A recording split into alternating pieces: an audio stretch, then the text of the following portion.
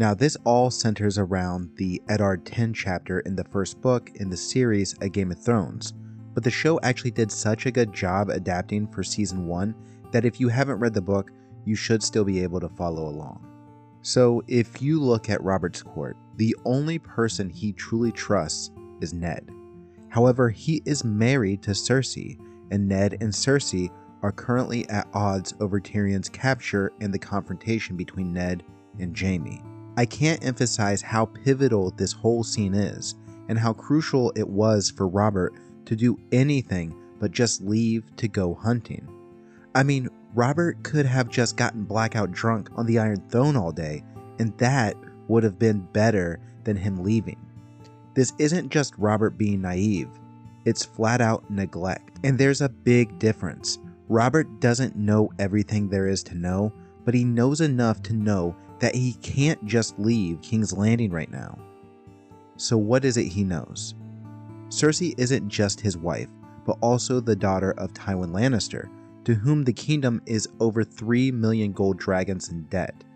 Ned, the Hand of the King, has made an accusation that Tyrion, Robert's brother by marriage, has committed a crime against the Starks. Do you know what your wife has done? She did nothing I did not command. What this crime or offense is, Robert, foolishly, refuses to learn about. It's funny because Robert demonstrates this passive attitude in this moment as if they're all just teenagers and he's being confronted with some high school drama where his best friend and his girlfriend just can't get along. But the reality is that the real stakes are the entire realm crumbling into shambles. To even begin to make a defense on Robert's behalf, you'd have to assume what he believes the conflict between Ned and Cersei is truly about, and that it's something very petty. Robert must believe that the abduction of Tyrion is strictly to antagonize the Lannisters, but if you give Robert that benefit of the doubt, you'd really have to conclude that Robert has no idea who Eddard Stark truly is. But we know that's not the case. The last time Robert saw Ned was at the council meeting as the two argued over Daenerys. Ned was willing to forfeit his title as Hand, risk his relationship with Robert, and potentially face the wrath of his king, all due to his honor and unwillingness to take part in murdering Daenerys.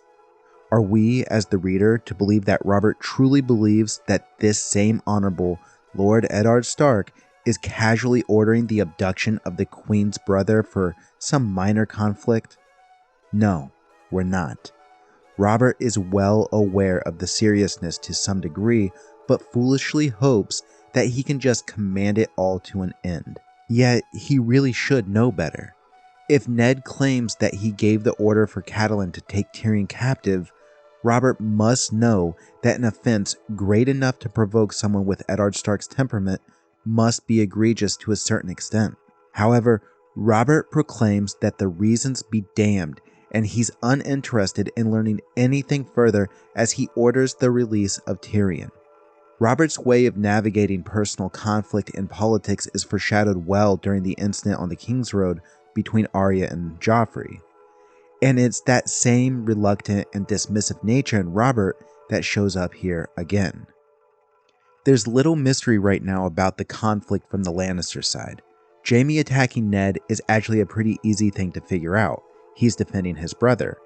But it would be quite the mystery to Robert of what type of offense Tyrion the Imp could have committed against House Stark.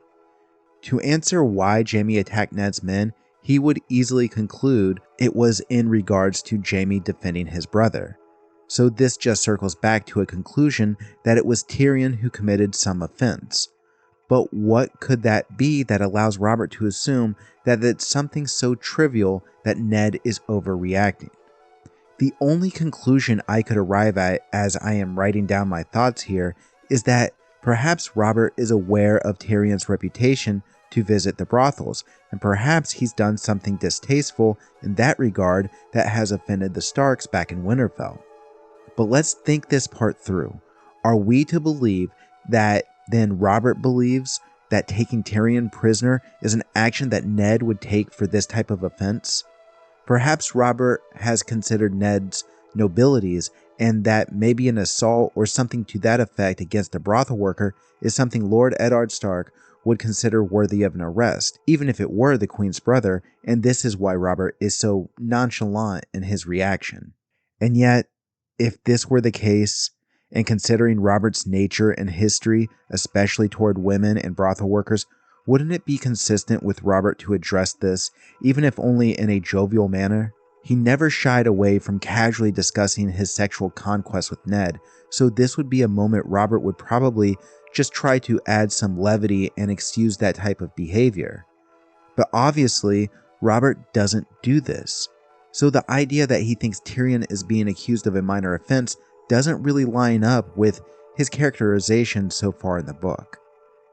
You see, I think it's telling that Robert doesn't want to know the reason for Tyrion's arrest, because somewhere deep down, Robert knows that this is something more serious.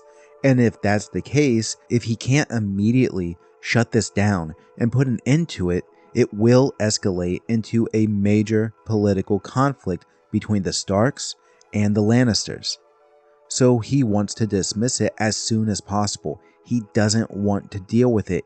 He doesn't want to politic. He doesn't truly want to rule. He'd rather run away and go hunting.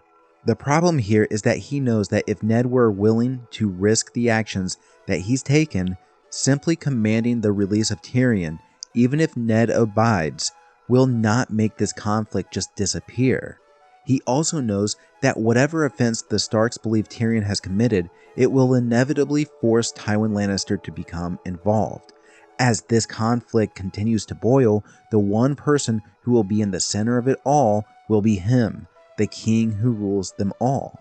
He'll be antagonized and chastised by his wife Cersei. He'll have to deal with the fact that a member of his Kingsguard has attacked his hand, and then he has the Hand himself, Eddard Stark, who believes retribution is owed for some mysterious crime. And the looming shadow in the background, he has Tywin Lannister, who could complicate things due to the 3 million gold dragons loaned to the crown. At this moment, war is certainly a possibility, but is actually pretty unlikely just at this moment. And even though Robert seems desperate to go to war with his paranoias of not knowing who or where the enemy will come from, this is not what he had in mind at all, because this isn't exactly a war anyone would want, and there'd be little to no gain. He can't go to war with his wife's family if they're in the wrong, and his bond to Ned would prevent him from wanting a war with the North. So this means Robert would be forced to become a political leader, a true ruler of the realm, and he doesn't want to do that. He's never wanted to do that. Hence, he's asked Jon Arryn and then Eddard Stark to rule the kingdoms for him as his hand. Robert leaving to go hunting is his way of burying his head in the sand and kicking the can down the road on his responsibilities. Is procrastination. Eventually, the turmoil between the Lannisters and the Starks will have to be addressed. The problem is, Robert doesn't know that he is without the luxury of time. The reason is, he has no clue what crime Tyrion has been accused of committing. He doesn't know that the Lannisters have been accused of attempting to murder Bran Stark, and he doesn't want to know. But if he did, he would know that this is a conflict that is going to come to head immediately. Also, if we're being fair, Ned doesn't do himself or his king any favors at this moment either. Instead of insisting that Robert hear him out, Ned turns his attention to Daenerys, placing equal, if not more, importance on stopping her assassination. Another interesting moment for Ned is, while Cersei is still in the room, Ned shares that he visited a brothel to see his king's bastard daughter Bara, and how she resembles another bastard he fathered in the Vale. This is a strange decision for Ned to reveal. As many readers have pointed out, this is a foolish way for Ned to signal to Cersei that he knows her children are not Robert's. But my biggest issue with Ned here is he just doesn't seem to have the urgency to keep Robert in King's Landing, even though allowing him to leave truly puts both of them in grave danger. It's an incredible miscalculation, but maybe we can attribute it to Ned's mental state while recovering. After all, he was probably a little loopy from the milk of the poppy. As stubborn as Robert was in refusing to hear what Ned had to say, Ned should have been equally stubborn in demanding that he listen. Okay, so maybe now you really understand why I see Robert leaving to go hunting as such a huge mistake. But for this part of the video, let's assume Robert doesn't leave. For one, if you look at Tywin's actions in response to Tyrion's abduction, you're looking at a very bold and dangerous move by attacking the Riverlands. And if Robert doesn't leave King's Landing for a hunt, this could make a fragile situation erupt quickly. The Lannisters are not truly in a position of any type of leverage. I believe that the Tywin and Robert relationship becomes central to any outcome. Ultimately, Robert would have to navigate the conflict between the Starks and the Lannisters. But how does he do that? Even if Ned obeyed Robert and then he called for the release of Tyrion, we still have a problem. It is while Robert was away on the hunt that Tywin and the Mountain's forces attacked the Riverlands. This means that before knowing that Robert was dead, Tywin had already made the decision to openly retaliate in an act of war against the Tullys. Now, you may think that this means war is inevitable, but it really depends on how diplomatic Robert is willing to be here. Does he consider this attack an attack on Ned, his hand, which by proxy is an attack on the crown? Due to Robert's marriage to Cersei, would Robert be able to go to war with his father by law? See, I don't think so. I believe Robert and Tywin would have to broker a peace, and perhaps this looks like a trial in King's Landing for Tyrion. Now, this might actually be something Tywin is okay with due to his feelings about Tyrion. If ultimately Tyrion is found guilty, even though we all know that he's not, Tywin may actually be happy to have Tyrion sentenced to the wall to serve in the Night's Watch. This might be the most diplomatic approach, but it leaves out a glaring issue that would make peace likely impossible. For one, Ned ultimately does discover the truth about Cersei's children. Now, with Robert alive and well in King's Landing, and he's actually willing to confront the conflict between the Starks and the Lannisters, we have to assume Ned will reveal the discovery he's made about Cersei's children. Assuming Ned still attempts to warn Cersei before sharing the truth with Robert, you have to consider whether Cersei will try to defend herself as if this is just a ludicrous accusation, or if she does abandon King's Landing with her children and run away. These are critical decisions that would have very different outcomes. If Cersei tried to deny the accusations, there's no guarantee that Robert won't react strongly either against Cersei and the Lannisters, or he could very possibly respond with being in denial. I think Robert would consider the accusation. He'd consider the claim that Jaime and Cersei were behind Bran's fall from the tower for seeing them together. Of course, Cersei doesn't deny any of Ned's accusation when he confronts her in Eddard 12, but it's unlikely that she's just going to come clean to Robert. So I guess we need to also consider what Cersei would do. I think Cersei responds in one of two ways if she still meets with Ned in the Godswood, and for argument's sake, we're going to assume that the Ned and Cersei meetup still occurs. Ned makes his accusations and Cersei doesn't deny them, and the conversation plays out the same, where she confirms her affairs with Jaime and that her children are not Robert's. So one way Cersei could respond is absolute denial of Ned's accusations, and she demands a trial or trial by combat. This could be very risky considering Robert's temperament. So the second option that I find most likely is that Cersei takes her children and flees to Casterly Rock. This is probably her safest bet, considering Robert could react hostilely, deny a trial, and unleash his wrath upon Cersei and her children while having an open manhunt for Jaime and likely declaring war against House Lannister. Now, if Cersei takes the second option and flees to hide under the cloak of safety of Tywin Lannister, things get really interesting. You might imagine this would equate to an epic showdown between Tywin and Robert, but that's probably not how that would play out, and let me explain why. Firstly, this would likely start as a war of ravens. Ned actually had no definitive proof, just some supporting evidence that could easily be brushed off. A fair trial would be difficult to convict Cersei. It would be most likely letters sent to and from Robert and Tywin at first, perhaps offering Cersei exile, but who knows? It really depends on how much rage Robert throws at this situation. Assuming Robert believes Ned, it's believable that Robert's wrath would actually then pursue a war, and this war would be pretty lopsided. If you're familiar with the layout of Westeros, it's easy to look at a map and see the advantage that Robert would have. It's actually overwhelming. This wouldn't be another dance of dragons, because there's not loyalty spread among the realm evenly for both sides.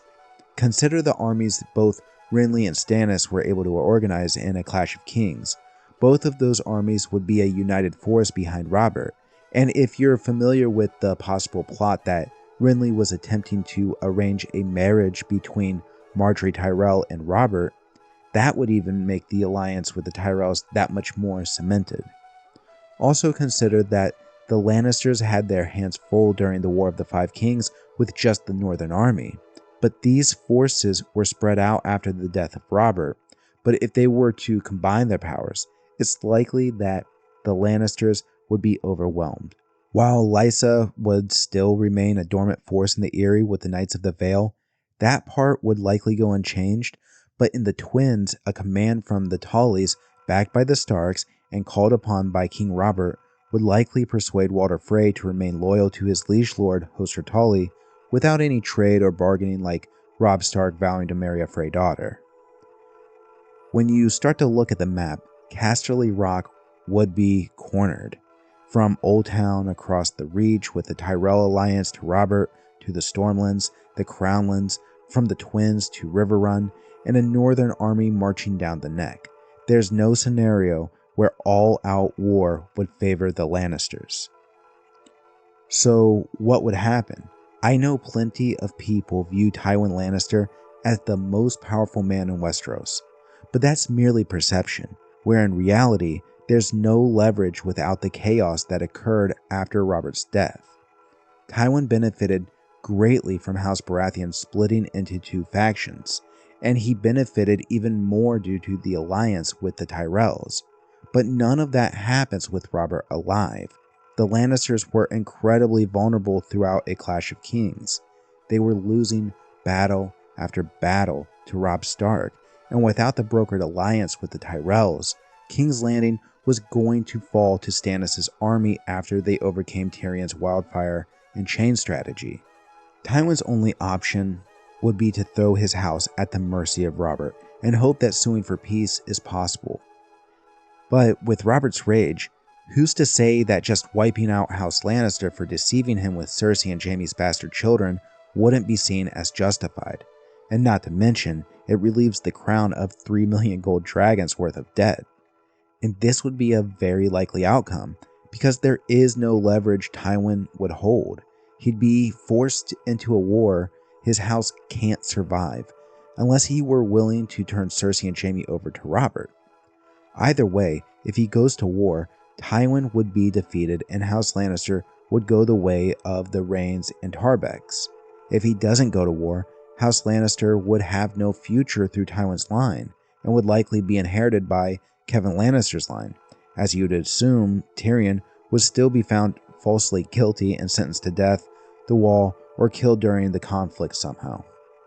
Look, this is all very hypothetical, and I don't think narratively it would lead to nearly as interesting of a story as what actually happened in the books. The good fortune the Lannisters encountered by the events unfolding precisely the way they did in the first book were crucial for essentially all story elements to work. The biggest domino to fall to set that story in motion was Robert's death. But Robert's death happening the way it did is actually very fitting to the type of ruler he chose to be.